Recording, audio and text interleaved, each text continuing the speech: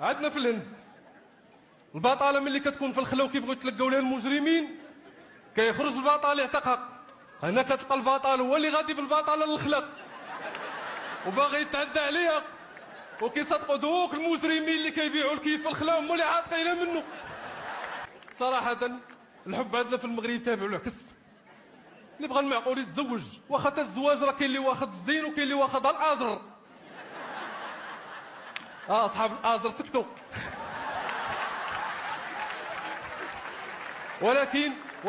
ولكن بيني وبينكم الزواج كيجيب رزقه.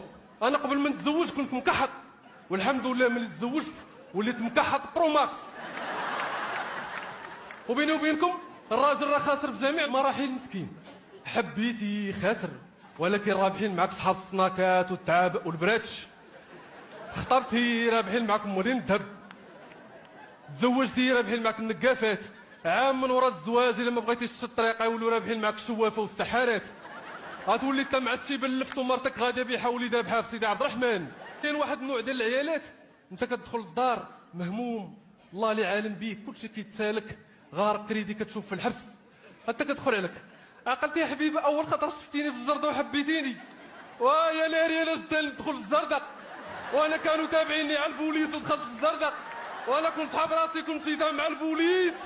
والبوليس راه ليا واحد شويه كتقربلوها، كتجمع مرتك حوايجك كتمشي لدارهم، مالها ضربها الراجل وجرى عليها ولا حلا حوايجها الزرقاء، وهي راه جمعت حوايجها على خاطرها وطواتهم بياسه بياسه، مسمار ما خلاتوش في الدار.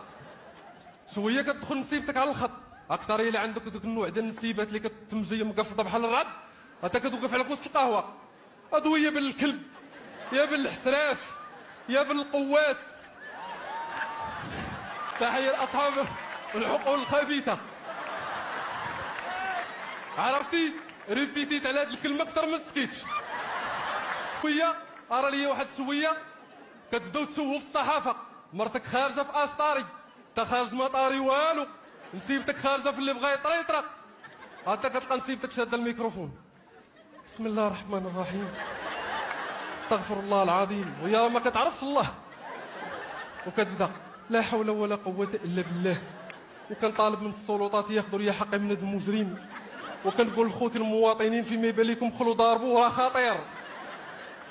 وما على هذا الصداع كاع اللي ضرب شي كاس ديال لافوكا في الوسيكا واللي فكر في الزواج، راه خاصك تعرف بان المفعول ديال لافوكا سوف يزول ويبقى عقد الزواج ساري المفعول على طول يا بهلول.